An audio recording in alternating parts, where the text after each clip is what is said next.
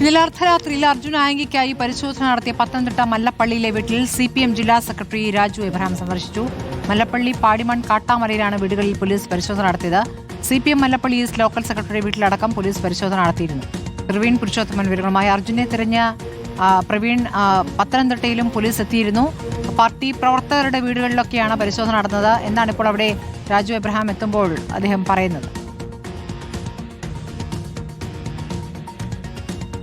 സ്മൃതി, ഇന്നലെ അർദ്ധരാത്രി 12:00-ഓടെയാണ് 4 police ജീപ്പുകളിലായി police സംഘം ഈ കാട്ടാമല എന്ന സ്ഥലത്തേക്ക് എത്തിയത്. മല്ലപ്പള്ളി ഗ്രാമപഞ്ചായത്ത് 6-ാം വാർഡിലാണ് ഈ സ്ഥലം ഉൾപ്പെടുന്നത്. ഇവിടെ 4 വീടുകളിലാണ് അർജുൻ ആയങ്കിക്കായി പോലീസ് സംഘം പരിശോധന നടത്തിയത്. ഇപ്പോൾ നമുക്കൊരു വീട് കാണാം. ഇത് തങ്കമ്മ എന്ന ആളുടെ വീടാണ്.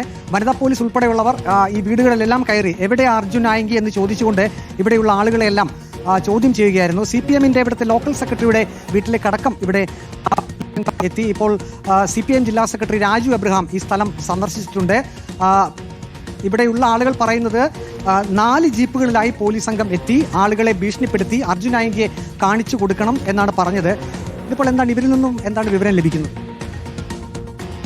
ഇവിടെ നമുക്ക് ഈ വീടുകൾ എന്ന് പറയുമ്പോൾ 60ഓളം വീടുകളിൽ റെയ്ഡ് ചെയ്യാനാണ് പോലീസ് വന്നത്. അപ്പോൾ ഇവിടെ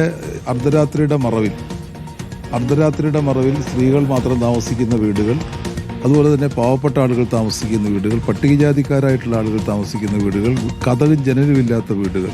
അപ്പോൾ ഇത് ബോധപൂർവം ഒരു രാഷ്ട്രീയ വിരോധം വെച്ചുകൊണ്ടുള്ള ഒരു റെയ്ഡാണ് ഇവിടെ നടത്തിയത്. പോലീസിന് എങ്ങനെയാണ് ഇങ്ങനെ ഒരു വിവരം ലഭിച്ചത് ഇവിടെ അർജുൻ ആയങ്കി ഉണ്ടെന്ന് ഈ സ്ഥലത്ത്?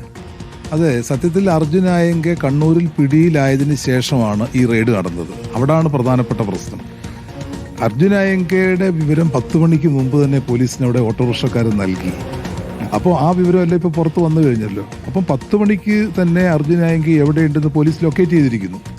അതിനുശേഷം അർജുൻ ആയങ്കി പിടികൂടുന്നു.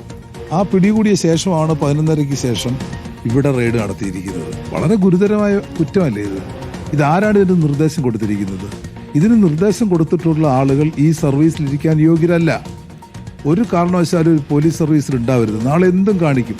കാരണം പോലീസിന്റെ എല്ലാ അധികാരങ്ങളും സംവിധാനങ്ങളും ഉപയോഗിച്ച് എന്ത് വൃത്തികേടുകളും കാണിക്കുന്ന ചില ആളുകളാണ് ഇതിന്റെ പുറകിൽ എന്ന കാര്യത്തിൽ യാതൊരു സംശയവുമില്ല. അതുകൊണ്ട് അവർ സർവീസിൽ ഉണ്ടാകാൻ പാടില്ല. കാരണം അത്ര തെറ്റല്ലേ അവർ കാണിച്ചിരിക്കുന്നത്. ഇതൊരു ജനാധിപത്യ നാടല്ലേ?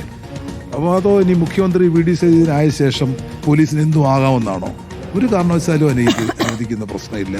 അതുകൊണ്ട് കർശനമായിട്ടുള്ള നടപടി സർക്കാർ എടുക്കുമെന്നാണ് ഞങ്ങൾ പ്രതീക്ഷിക്കുന്നത്. എടുക്കുന്നില്ലെന്നുണ്ടെങ്കിൽ ഇതിനെതിരെ ശക്തമായിട്ടുള്ള പ്രതിഷേധം ഉണ്ടാകും. കാരണം ഇത് ഇന്നിവിടെ ആണെന്നുണ്ടെങ്കിൽ ഇത് പാവപ്പെട്ട ആളുകളാണ്. ഇന്നിവിടെ ആണെന്നുണ്ടെങ്കിൽ നാളെ മറ്റൊരിടത്ത് ആവർത്തിക്കും, അതിന് വേറൊരിടത്ത് ആവർത്തിക്കും.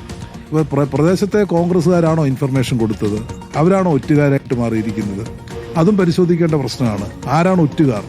അപ്പോൾ അങ്ങനെ നാളെ ഒറ്റുകാരുണ്ടെന്നുണ്ടെങ്കിൽ കേരളത്തിൽ രാഷ്ട്രീയ പ്രതിയോഗികളെ മുഴുവൻ അവർക്ക് എന്തും ചെയ്യാം. അതിനുള്ള ലൈസൻസാണ്. ഒരു കാരണവശാലും ചെയ്യാൻ പാടില്ല. പോലീസ് യൂണിഫോം ഇട്ട് ചെയ്യാൻ പാടില്ലാത്ത കാര്യങ്ങളാണ് ചെയ്തിരിക്കുന്നത്. ഇപ്പോൾ ആ വീട്ടുകാരും ഇവിടെയുണ്ട്. ഇന്നലെ എപ്പോഴാണ് ഈ പോലീസ് വീട്ടിലേക്ക് വന്നത്? ഒരു 12:30-ആയി. അവരെന്താണ് ചോദിച്ചത്? വീട്ടിലേക്ക് കടന്നു ചോദിച്ചില്ല, ഒന്നും ചെയ്യാതെ അവർ ചാടിക്കയറി 10-15 പോലീസുകാർ വന്ന് വീട്ടിലോട്ട് ചാടിക്കയറി അവിടെ ഇവിടെ എല്ലാം തപ്പുകയും എടുക്കുകയും ചോദിച്ചിട്ട് അവരൊന്നും പറഞ്ഞില്ല. അർജുൻ ആയങ്കി എന്നുള്ള പേര് നിങ്ങളോട് പറഞ്ഞോ? ഇല്ല, ഒന്നും പറഞ്ഞില്ല. അവരിവിടെ വന്ന് ചെറുപ്പക്കാർ പിള്ളേർ ഇവിടെ നിൽപ്പുണ്ട്, അവരോട് പറഞ്ഞു. ഞങ്ങളുടെ വീട്ടിൽ കയറി വന്നിട്ട് ഞങ്ങളോട് പറഞ്ഞില്ല. പറയാതെ നമ്മുടെ പോലീസുകാർ കയറി വന്നപ്പോഴേ നമ്മൾ പേടിച്ച് അവിടെ ഇരുന്ന് പിള്ളേരെല്ലാം അതുങ്ങൾ കിടന്ന് ഉറക്കമായിരുന്നു. ഉറക്കത്തിൽ നിന്ന് അതുങ്ങളെ വലിച്ചു പോക്കി കാട്ടിൽ നിന്നിട്ട് അതുങ്ങളെല്ലാം മുറ്റത്തിറങ്ങി പേടിച്ച് നിൽക്കുവാണെന്ന്. കുഞ്ഞു കൊച്ചുങ്ങളല്ലേ, അതുങ്ങൾ ഉറക്കത്തിൽ നിന്ന് എഴുന്നേറ്റ് മുറ്റത്തിറങ്ങി നിന്ന് അതുങ്ങൾ കരച്ചില്ലാന്ന് പേടിച്ച്. എന്താണെന്ന് ചോദിച്ചിട്ട് ഇവരൊന്നും പറയുന്നില്ല. പറയാതെ വന്നപ്പോഴത്തേന് ഇവർ അടുക്കളയെ തപ്പുന്നു, ആ കട്ടിലിൻ്റെ കീഴെ തപ്പുന്നു, അങ്ങേ മുറി തപ്പുന്നു. ഞാൻ പറഞ്ഞു എൻ്റെ ഒരു കുഞ്ഞു കൊച്ചൻ അവിടെ കിടപ്പുണ്ടെന്ന് പറഞ്ഞു. അത് കഴിഞ്ഞ് കുറച്ച് കഴിഞ്ഞപ്പോഴത്തേന് അവരിറങ്ങി അവിടുന്ന് കയറി വന്നിട്ട് ആ വീട്ടിലിറങ്ങി. അവിടെ ഇറങ്ങി ആ മൂത്ത ചേട്ടനാണ് താമസിക്കുന്നത്. ആ പുള്ളി ഉറങ്ങിക്കിടന്ന പുള്ളിയെ കട്ടിലേന്ന് പോലീസുകാർ വലിച്ച് എഴുന്നേപ്പിച്ചേച്ച് കട്ടിലിനടിയിലെല്ലാം. ശരി, പ്രവീൺ പുരുഷോത്തമനാണ്. ഇപ്പോൾ പാർട്ടി പ്രവർത്തകരെ CPM പ്രവർത്തകരുടെ വീടുകളിലടക്കം അർജുൻ ആയങ്കി തിരഞ്ഞു. അത് രാഷ്ട്രീയ വിരോധം വെച്ചുള്ള തെരച്ചിലാണെന്നാണ് പത്തനംതിട്ട CPM ജില്ലാ സെക്രട്ടറി ആരോപിക്കുന്നത്.